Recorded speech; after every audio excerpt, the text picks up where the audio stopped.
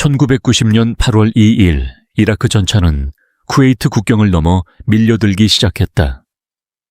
번개처럼 빠른 진격은 방어선을 순식간에 무너뜨렸고 세계는 충격에 빠졌다. 사담 후세인은 자신이 이라크의 막다른 상황을 뒤집었다고 믿었다. 그러나 불과 한 달 뒤 바로 그 군대는 사막의 하늘 아래 혼란 속에 붕괴되고 말았다. 미국이 주도한 연합군은 지상전단 100시간 만에 이라크군을 완전히 격파했다. 그렇다면 무엇이 이 눈부신 승리를 군사적 재앙으로 바꾸어 놓았는가? 그리고 왜 서방과 아랍 국가들, 심지어 소련까지 같은 편에 서서 사담 후세인을 무너뜨리려 했는가? 그 모든 답이 이제 밝혀진다. 1988년 사담 후세인은 이란과 이어진 긴 전쟁을 끝내기 위해 휴전협정에 서명할 수밖에 없었다. 이라크는 약 60만 명의 사상자를 남긴 채 전쟁에서 돌아왔고 얻은 것은 거의 없었다. 대신 약 800억 달러에 달하는 외채와 파괴된 지역을 복구하는 데 필요한 2,300억 달러라는 막대한 부담을 짊어지게 되었다. 당시 세계 네 번째 규모였던 약 100만 병력의 군대는 매년 국내 총생산의 약 40%를 소모했으며 이는 평시에는 도저히 유지할 수 없는 지출이었다. 여기에 유가 폭락 실업 증가, 국고 고갈까지 겹치며 상황은 더욱 악화되었다. 바그다드는 오펙의 유가 인상을 요청했지만 쿠웨이트와 UAE는 자국의 이익을 지키기 위해 높은 생산량을 유지하며 이를 거부했다. 이라크에게 이는 단순한 에너지 정책의 갈등이 아니라 전후 체제의 국가 안정 자체를 위협하는 구조적 압박이었다. 그 교착 상태 속에서 이라크의 재정과 안보 위기를 풀 실마리는 예상과 달리 테헤란이 아니라 바로 옆에 작은 산유국 쿠웨이트에서 보이기 시작했다. 쿠웨이트는 이라크에 약 100억 달러의 채권을 쥐고 있었고 오펙 할당량을 넘는 원유 생산을 이어가며 국제 유가를 낮은 수준에 묶어두고 있었다. 사담 후세인의 눈에 이것은 단순한 시장의 문제가 아니었다. 그는 쿠웨이트를 압박해 현금을 받아내고 부채를 탕감받을 수 있다고 판단했다. 그렇게만 된다면 체제를 위협하던 재정 위기를 단번에 해소할 수 있다고 믿었다. 동시에 그는 걸프 국가들을 향해 이란과의 전쟁이 급진적 이슬람 확산을 막아준 방패였다고 주장하며 이라크가 그 대가를 받아야 한다고 목소리를 높였다. 긴장은 5월 바그다드에서 열린 정상회의에서 정점에 이르렀다. 사담 후세인은 유가가 1달러만 떨어져도 이라크는 매년 10억 달러를 잃는다고 경고하며 쿠웨이트의 석유 정책을 경제전쟁이라고 규정했다. 그러나 쿠웨이트는 이를 터무니없는 요구라며 단호히 거부했다. 협상이 막히자 사담 후세인의 선택지는 점점 좁아졌다. 7월 중순 약 3만 5천 명의 이라크 병력과 300대가 넘는 전차가 쿠웨이트 국경 인근으로 이동하기 시작했다. 그는 쿠웨이트가 국제 제국주의와 결탁했다고 비난하며 다가올 행동을 아랍 세계를 지키기 위한 임무라고 정당화했다. 이에 대해 걸프 국가들은 노골적인 위협이자 협박에 불과하다고 반발했다. 영내 국가들은 사태가 통제불능으로 번지는 것을 우려하며 미국이 과도하게 대응하지 않기를 요청했다. 그러나 7월 17일 워싱턴은 이라크가 걸프 지역을 장악해 중동의 전략적 균형을 무너뜨리는 것을 용납하지 않겠다고 밝혔다. 그 순간부터 충돌은 시간 문제로 변했다. 7월 27일 이라크는 쿠웨이트 국경에 약 10만 명에 가까운 병력을 집결시켰다. 그럼에도 국제사회는 이를 협상력을 높이기 위한 정치적 압박으로 오판했다. 그것은 치명적인 판단 착오였다. 1990년 8월 2일 새벽 이라크군은 전면 침공을 개시했다. 하무라비와 메디나 사단을 포함한 주력 부대가 약 1000대의 T-72 전차와 함께 국경을 넘어섰고 공화국 수비대 특수부대는 헬기를 이용해 쿠웨이트 시티로 투입되었다. 쿠웨이트의 저항은 제한적이었다. 그날이 끝나기도 전에 국왕은 피신했고 왕궁을 지키던 그의 동생은 목숨을 잃었다. 단 48시간 만에 사담 후세인은 쿠웨이트를 완전히 장악했다. 이라크는 쿠웨이트 중앙은행에서 약 20억 달러를 확보했고 자국의 통제 아래 들어온 석유 매장량은 2배로 늘어났다. 눈앞의 경제적 이득은 분명했다. 그러나 그 결정은 곧 전 세계의 거센 대응을 불러오는 도화선이 되었다. 8월 6일 유엔은 이라크에 전면적인 경제 제재를 가했다.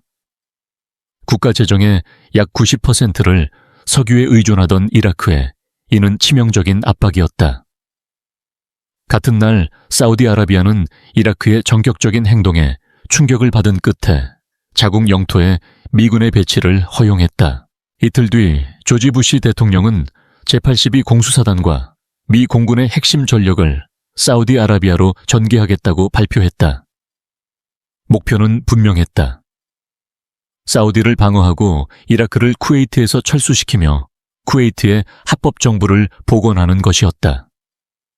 사우디아라비아는 연합군의 병참 거점이 되었고 요르단과 여러 아랍 국가들도 점차 연합에 합류하기 시작했다.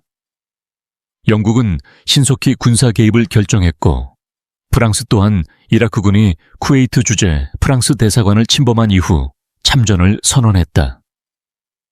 20만 명이 넘는 쿠웨이트인과 외국인들이 사우디아라비아로 피난했으며 약탈과 학살에 대한 보고는 군사 개입의 정당성을 더욱 강화했다. 연합군이 형성되는 가운데 사담 후세인은 균열을 만들기 위해 움직였다. 그는 아랍 세계에 미국에 맞서 단결할 것을 촉구하며 워싱턴이 이스라엘에 조종당하고 있다고 비난했다. 그러나 이스라엘은 아랍 연합이 무너지는 것을 피하기 위해 의도적으로 전면 개입을 자제했다. 이어 사담 후세인은 수백 명의 외국인을 인질로 잡았다. 하지만 이 조치는 오히려 역효과를 낳았고 연합군을 군사 행동에 더 가까이 밀어넣었다. 불과 몇 주 만에 42개국이 연합군 참여를 선언했고 미국과 영국, 프랑스, 사우디아라비아, 이집트, 쿠웨이트가 중심축을 형성했다. 압박이 거세지자 사담 후세인은 광범위한 방어선을 구축하라고 명령했다. 양측의 전력이 모두 집결하면서 피할 수 없는 충돌을 향한 대치 구도가 완성되어 가고 있었다. 연합군은 사우디아라비아에서 데저트 실드 작전을 전개했다. 이는 전례를 찾기 어려운 규모의 병참 작전이었다. 사우디 항구들은 하루 24시간 멈추지 않고 가동되며 미국에서 실려온 막대한 군수장비를 받아들였다. 공병대는 군수 수송을 위해 임시 고속도로를 새로 개설했고 수천 대의 차량 행렬이 사막을 가로질러 이동했다. 아흔은 날 동안 1000대가 넘는 수송기가 끊임없이 착륙했다. 그 기간 동안 미국은 15만 7천 명에 이르는 병력의 보급을 단독으로 책임졌다. 탄약과 군복 의료 물자와 식량은 물론 전차와 포병 장비 헬기와 전투기까지 모두 사막으로 실려왔다. 병사들이 혹독한 전투 환경에 적응할 수 있도록 약 1000제곱킬로미터에 달하는 훈련구역이 한가운데 조성되었다. 이 거대한 체계는 하루 7,500만 리터 이상의 연료를 소모했다. 미군과 나란히 이집트, 시리아, 사우디아라비아, 영국의 부대들도 속속 배치되었고 다른 동맹국들이 이를 후방에서 지원했다. 반대편에서는 이라크군 10개 사단이 전방 방어선을 깊게 파고들었다. 참호와 유전지대, 대규모 지뢰밭이 구축되었고 포병은 주요 교차 지점을 향해 사격 좌표를 이미 설정해 두었다. 정예 공화국 수비대는 전략 예비대로 후방에 남겨졌으며 정규 사단들은 전선을 지키는 임무를 맡았다. 베트남전의 경험을 떠올리며 사담 후세인은 서방이 대규모 인명피해를 감수하지 못할 것이라 계산했다. 철저히 준비된 방어체계 앞에서 결국 물러설 것이라 믿었던 것이다. 12월 6일 사담 후세인은 남아있던 외국인 인질을 전원 석방하겠다고 발표했다. 이는 연합군의 공격을 늦추거나 막기 위한 시도였다. 그러나 유엔은 이미 이라크가 1991년 1월 15일까지 쿠웨이트에서 철수해야 한다는 최후 통첩을 내린 상태였다. 기한이 지나도록 어떠한 양보도 이루어지지 않는다면 군사적 선택은 되돌릴 수 없는 현실이 될 것이었다. 1991년 1월 17일 새벽 3시 연합군은 사막의 폭풍 작전을 공식 개시했다. 대규모 공습이 시작되었고 2,400대가 넘는 항공기가 일제히 출격했다. 그 가운데 300여 대의 미군 항공기는 항공모함에서 이륙해 바다와 사막을 가로질러 목표를 향했다. 견고한 벙커와 대공포 지대공 미사일 약 300대의 요격기로 구성된 이라크의 방공망은 순식간에 과부하 상태에 놓였다. 초기 단계에서 아파치 공격 헬기와 순항 미사일은 주요 레이더 기지를 집중 타격해 이라크의 감시 체계를 무력화했다. 이는 단순한 파괴가 아니라 지휘와 통신을 동시에 마비시키는 정밀 작전이었다. 첫날에만 1,300회가 넘는 출격이 이루어졌고 스텔스 전투기의 정밀 타격이 이어졌다. 사흘이 채 지나지 않아 이라크 공군은 완전히 제압되었다. 44개 비행장과 500개가 넘는 경납고가 파괴되었고 살아남은 항공기들은 이란 방향으로 탈출하기도 했다. 연합군은 하늘의 주도권을 완전히 장악했다. 바그다드는 연일 폭격과 순항 미사일 공격을 받았다. 대통령궁과 주요 부처 국제공항이 표적이 되었고 전력망과 통신망까지 차단되었다. 사담 후세인은 유인 표적과 대레이더 폭탄에 혼란을 겪었고 이라크 방공망은 전 작전 기간 동안 미궁이 12대만을 격추하는 데 그쳤다. 전선의 이라크 병사들은 후방 상황을 알지 못한 채 고립되었고 지휘체계가 흔들리면서 다가올 지상전을 준비할 능력을 잃어갔다. 이라크군은 쿠웨이트에 수백 개 유정에 폭약을 설치해 경제 기반을 파괴하려 했다. 일부 유정은 공습으로 불길에 휩싸였고 거대한 검은 연기가 낮에도 하늘을 뒤덮었다. 이 연기는 시야를 가리는 동시에 심각한 환경 오염을 남겼고 이후 수개월 동안 계속되는 화재의 시작이 되었다. 동시에 이라크는 전술 탄도미사일을 발사했다. 1월 18일 첫 발사가 이루어졌고 이후 86차례에 걸쳐 이스라엘과 사우디아라비아를 향한 공격이 이어졌다. 목적은 이스라엘을 전쟁에 끌어들여 연합의 균열을 유도하는 것이었다. 사담 후세인은 아랍 국가들과 미국 사이의 연대를 흔들 수 있다고 기대했다.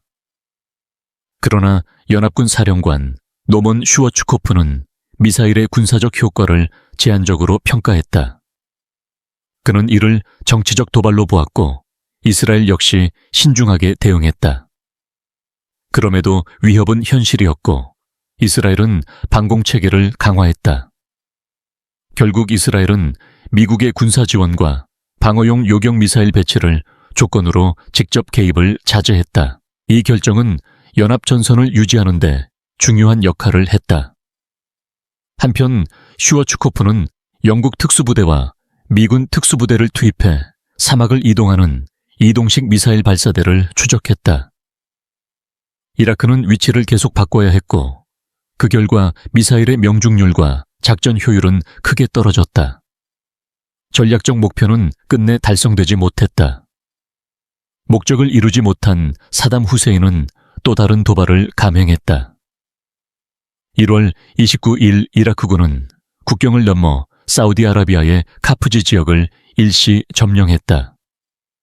그러나 압도적인 공군 화력 아래 연합군은 신속히 방역해 해당 지역을 탈환했다. 카프지 전투는 노출된 이라크 부대가 공중 화력 앞에서 얼마나 취약한지를 분명히 보여주었다. 이후 공습은 더욱 격화되었다. 수주 동안 약 4만 회의 출격이 이루어졌고 지휘부와 해군기지, 석유시설, 전력망 보급선, 지상군 부대가 순차적으로 타격을 받았다. 목표는 구역별로 체계적으로 처리되었고 끊임없는 폭격 속에서 약 8만 명의 이라크 병사가 탈영했다. 공중 화력은 1300여 대의 전차와 900여 대의 장갑차, 1100여 문이포를 파괴했다. 지상군이 투입되기도 전에 전선의 전투력은 이미 붕괴 단계에 이르렀고 이어질 100시간의 지상전은 그 결말을 확인하는 과정에 가까웠다. 2월 24일 지상작전이 마침내 시작되었다. 약 50만 명에 이르는 연합군 병력이 일제히 전면 진격에 나섰고 340대의 공격 헬기와 2000대의 전차 2000대의 장갑차가 이를 뒷받침했다. 공군과 해군의 화력 지원은 단 한순간도 끊기지 않았다. 이미 수주간 이어진 공습으로 이라크군의 지휘체계는 크게 흔들린 상태였다. 작전의 핵심은 이른바 거대한 좌익포위 기동이었다. 서쪽 사막을 깊숙이 돌아들어가 주력 부대를 측면에서 압박하고 이라크군을 쿠웨이트에서 완전히 고립시키는 전략이었다. 미 중부사령부는 서부 전선을 맡아 미군과 영국군, 프랑스군을 지휘했다. 이들은 넓은 사막을 활용해 속도와 기동력을 극대화했다. 동부에서는 미 해병대와 아랍연합군이 전면을 고정하며 적의 시선을 붙잡았다. 동시에 상륙함대는 해상에서 대규모 상륙이 임박한 듯한 기만 작전을 펼쳐 해안에 배치된 이라크군 2개 사단을 묶어두었다. 그 결과 주공이 향한 서부 전선에 대한 이라크의 대응은 결정적으로 늦어졌다. 프랑스군과 미 공중강습 부대는 예상보다 훨씬 빠른 속도로 전진했다. 제101 공수사단은 300대가 넘는 헬기를 동원해 270km 이상을 단숨에 침투하며 핵심 거점을 선점했다. 이는 단순한 진격이 아니라 보급로와 퇴로를 동시에 차단하는 움직임이었다. 그날이 끝날 무렵 이 부대는 바그다드와 쿠웨이트를 잇는 8번 고속도로를 차단했다. 이미 수주간의 공습과 대규모 탈영을 겪은 이라크군의 사기는 급격히 무너지고 있었다. 전방 부대들은 제대로 전열을 갖추지 못한 채 집단 투항하기 시작했다. 중앙 축선에서는 미군과 영국군이 안부사이아 보급 거점을 향해 정면 돌파를 감행한 뒤 동쪽으로 방향을 틀어 포위망을 완성했다. 도저를 장착한 전차가 이라크군 참호를 그대로 밀어붙였고 일부 병사들은 자신들이 구축한 방어선 속에 갇힌 채 탈출하지 못했다. 연합군은 지뢰지대를 돌파하며 24개의 통로를 개척했고 약 16km 폭의 돌파구를 형성했다. 이미 공습으로 심각한 타격을 입은 이라크의 기갑과 포병 전력은 조직적인 방역을 시도할 여력조차 없었다. 지상전은 시작되기 전부터 균형이 무너진 상태였다. 해병대 사단은 안개와 불타는 유정에서 치솟는 검은 연기, 속을 뚫고 전진했다. 일부 유정은 이라크군이 의도적으로 불을 질렀고 일부는 공습의 여파로 화염에 휩싸였다. 짙은 연기는 시야를 가렸지만 연령상 장비를 갖춘 연합군에게는 결정적인 장애가 되지 못했다. 해안 방어선은 빠르게 붕괴되었고 3,000명이 넘는 이라크 병사가 거의 즉각적으로 항복했다. 제1해병원 정군은 32km 이상 쿠웨이트 내부로 돌파해 1만 명이 넘는 포로를 확보하고 주요 공항을 장악했다. 2월 24일이 끝날 무렵 이라크 전방 방어선은 사실상 무너져 내렸다. 그러나 전투는 아직 끝나지 않았다. 후방에 대기하던 공화국 수비대가 마침내 전선으로 이동하며 연합군의 진격을 저지하려 했다. 전장의 마지막 변수는 이제 그 정예부대의 선택과 대응에 달려 있었다. 이 영상 끝까지 시청해 주셨다면, 그리고 저희가 전한 이야기들이 조금이라도 도움이 되셨다면 댓글에 숫자 I를 남기시거나 지금 느끼시는 감정을 나눠주세요. 아직 구독하지 않으셨다면 구독 버튼과 알림 설정도 부탁드립니다. 여러분의 응원은 저희에게 정말 큰 힘이 됩니다. 여러분 덕분에 저희는 계속해서 중요한 역사 흐름을 탐구하고 기록하며 전할 수 있습니다. 시간이 지나며 잊혀졌지만 여전히 오늘날의 세상을 조용히 바꾸고 있는 이야기들을요. 우리 함께 과거에서 배우고 오늘을 비추는 여정을 계속 이어가요. 그날 밤과 다음 날 내내 전투는 전전선으로 확산되었다. 시리아, 이집트, 사우디아라비아 부대는 비교적 신중한 속도로 전진했지만 미 제1기병사단의 기동 지원 아래 지속적인 압박을 유지했다. 해병대 사단은 이라크군의 조직적인 방역을 여러 차례 받아내며 전선을 안정적으로 유지했다. 한 전차전에서는 단 90초 만에 미군 M1A1 에이브럼스 전차 13대가 이라크 전차 35대를 격파하는 장면이 기록되었다. 이는 단순한 수적 우위가 아니라 훈련과 장비 교전 거리에서의 차이를 드러낸 사례였다. 미군 기갑 전력은 120mm 활강포와 열화 우라늄 관통탄, 정밀한 사격 안정 장치와 연령상 관측 체계를 기반으로 절대적인 화력 우위를 확보하고 있었다. M1A1 에이브럼스는 이라크의 T-55, T-62, T-72 전차를 방역 사거리 밖에서 선제 타격할 수 있었다.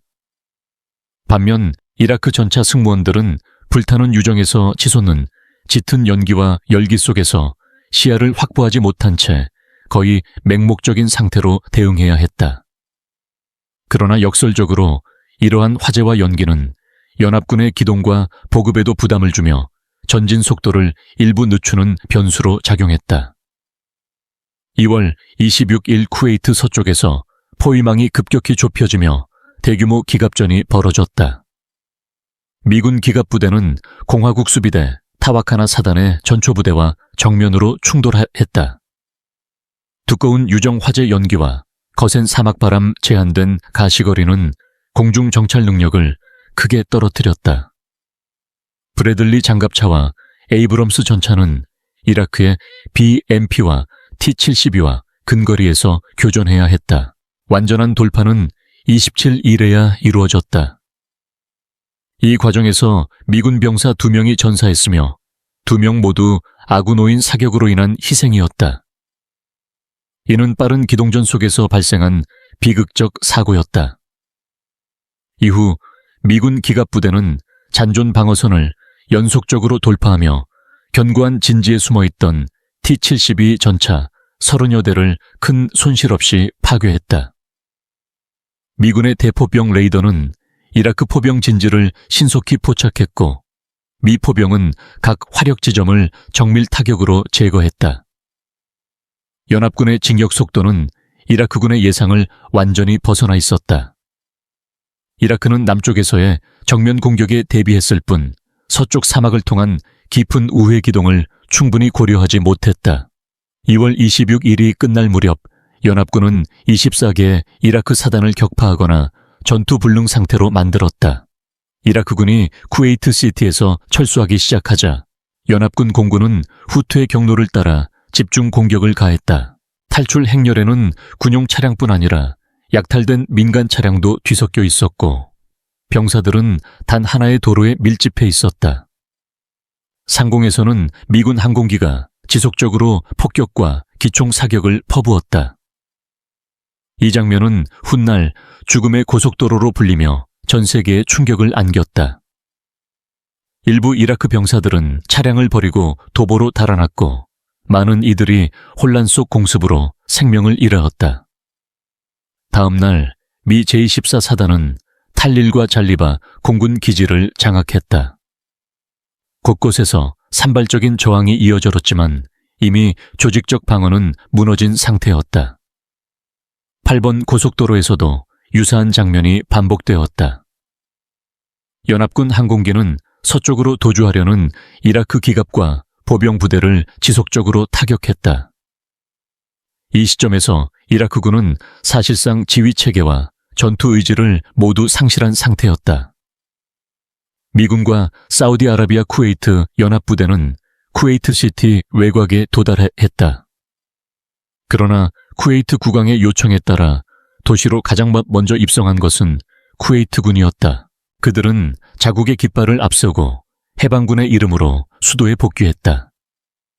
전쟁의 군사적 결말은 이미 확정된 상태였고 남은 것은 그 승패를 공식적으로 확인하는 절차에 가까웠다. 전쟁은 전장에서 막을 내렸지만 그 여파는 여전히 남아 있었다. 해방 직후 쿠웨이트는 복구에 앞서 거대한 유정 화재와 마주해야 했다. 퇴각하는 과정에서 남겨진 불길은 사막 전역으로 번졌고 이를 완전히 진압하는 데에는 수개월이 걸렸다. 검은 연기와 그 흐름은 하늘을 뒤덮었고 파괴된 기반 시설과 오염된 환경은 전후 복구를 더욱 어렵게 만들었다. 전쟁이 남긴 상처는 쉽게 사라지지 않았다. 이라크군은 패배했지만 사담 후세인의 권력은 완전히 무너지지 않았다. 정권은 흔들렸으나 붕괴하지 않았고 잔존 병력은 국경 안쪽으로 후퇴해 재정비에 들어갔다. 지휘체계와 공화국 수비대의 핵심 전력은 여전히 유지되고 있었다.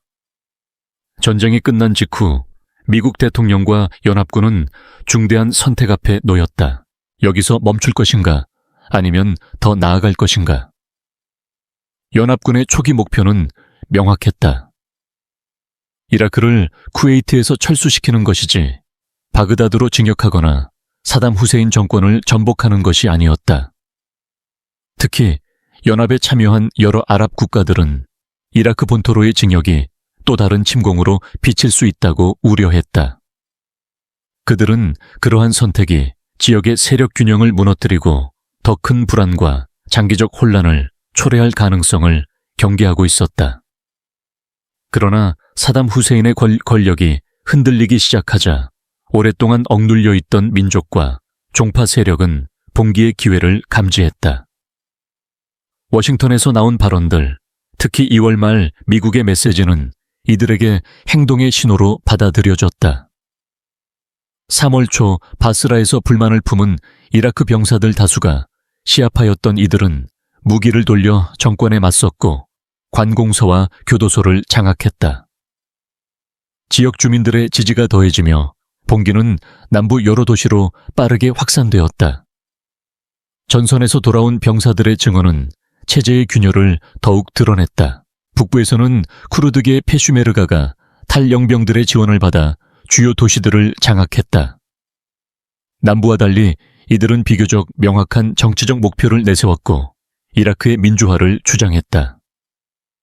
짧은 기간 동안 봉기는 이라크 18개 주 가운데 14개 지역으로 번져나갔다. 그러나 상황을 두고 연합군 내부의 견해는 갈라지기 시작했다. 미국은 이라크의 완전한 붕괴가 이란의 영향력을 키울 것을 우려하며 국가의 틀을 유지하는 쪽을 우선시했다. 권력 공백이 가져올 연쇄 불안정이 주요 고려였다.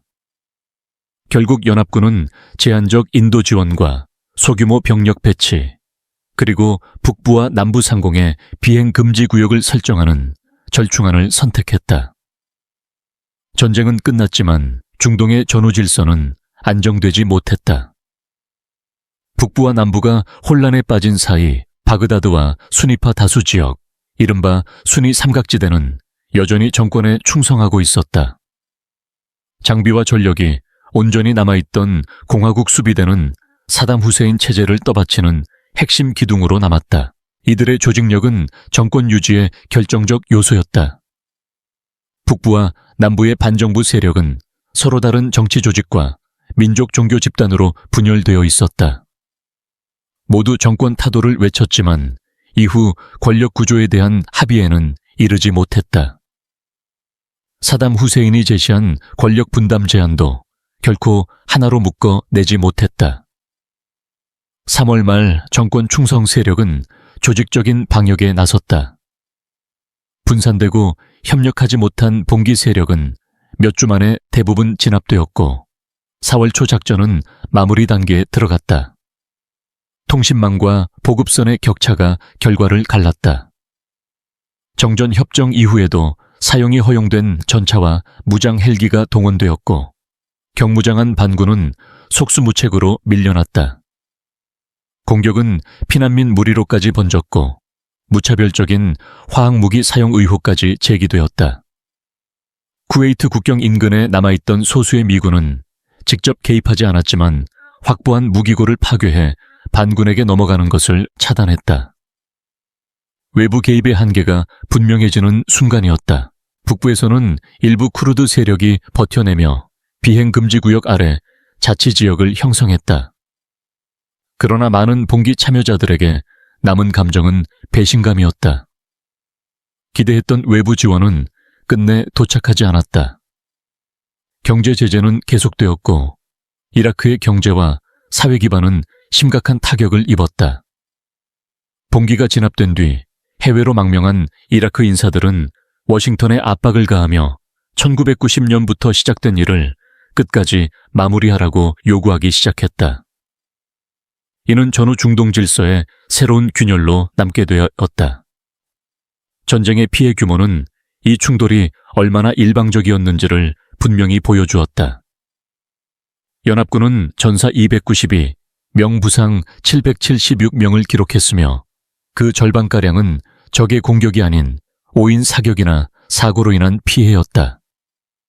쿠웨이트는 420명이 목숨을 잃고 약 1만 2천 명의 병사가 포로가 되었다. 반면 이라크 측에서는 약 2만에서 5만 명이 전사했고 7만 5천 명 이상이 부상했으며 8만 5천에서 17만 5천 명에 이르는 병력이 포로로 잡혔다. 전장의 수치는 전투의 균형이 이미 무너져 있었음을 말해 주었다. 민간인의 희생도 적지 않았다. 쿠웨이트에서는 1,000명이 넘는 민간인이 사망하거나 실종되었고 이라크에서는 데저트 스톰과 데저트 실드 기간 동안 3,000명 이상의 민간인이 목숨을 잃었다. 여기에 더해 내부 봉기와 진압 과정에서 약 5,000명이 사망했고 전쟁 이후에 탄압과 기근으로 최대 18만 명에 이르는 민간인과 비정규 세력이 희생된 것으로 추정된다. 전쟁이 남긴 파괴는 단순한 군사적 패배를 넘어 사회 전반에 깊은 균열을 남겼다. 전쟁의 끝은 곧바로 고통의 끝을 의미하지 않았다. 많은 연합군 참전 용사들은 이후 이른바 걸프전 증후군으로 불리는 후유증에 시달렸다. 만성피로와 신경계 이상 같은 증상이 보고되었고 원인은 지금까지도 논쟁의 대상이다. 유정 화재에서 나온 연기, 열화 우라늄탄, 신경가스 대비, 약물 전장 환경에서의 화학 물질 노출 등이 복합적으로 거론되었다. 약 25만 명에 달하는 미군 참전 용사, 즉 전체 병력의 3분의 1 이상이 유사한 증상을 호소했다. 이는 전쟁이 끝난 뒤에도 보이지 않는 상처가 오래 지속될 수 있음을 보여주었다. 데저트 스톰은 쿠웨이트를 해방시켰지만 사담 후세인 정권을 무너뜨리지는 못했다. 그는 여전히 권력을 유지했고 반대 세력을 억압할 수단을 손에 쥔 채 수십만 명을 죽음이나 피난으로 몰아넣었다. 대부분의 연합군 병력은 1991 연안에 철수했고 제한된 병력만이 남아 감시 임무를 수행했을 뿐 정권 자체를 붕괴시키지는 않았다. 군사적 승리와 정치적 결과 사이의 간극은 이후 중동 정세에 오래도록 영향을 미치게 되었다. 전쟁은 끝났지만 논쟁은 남았다. 미국 내부에서는 이 결과가 충분하지 않았다는 평가가 나오기 시작했다. 미래에 이를 바로잡아야 한다는 목소리도 점차 힘을 얻었다. 사담 후세인의 쿠웨이트 침공은 냉전의 막바지라는 특수한 시기에 벌어졌고 유엔 안전보장이사회에서 초강대국들이 드물게 합의에 도달한 순간과 겹쳐 있었다. 동시에 미하일 고르바초프는 소련의 개혁을 시도하고 있었지만 체르노빌 이후 누적된 경제 부담과 구조적 위기로 인해 한계에 부딪혀 있었다. 걸프전은 하나의 전쟁을 끝냈지만 이후 30년에 걸친 중동의 불안정이라는 또 다른 시대를 열어놓았다. 이 전쟁의 여파는 이후 국제 질서의 방향에도 깊은 흔적을 남기게 되었다. 걸프전은 하나의 전쟁을 끝냈지만 중동의 불안정이라는 또 다른 시대를 열었습니다.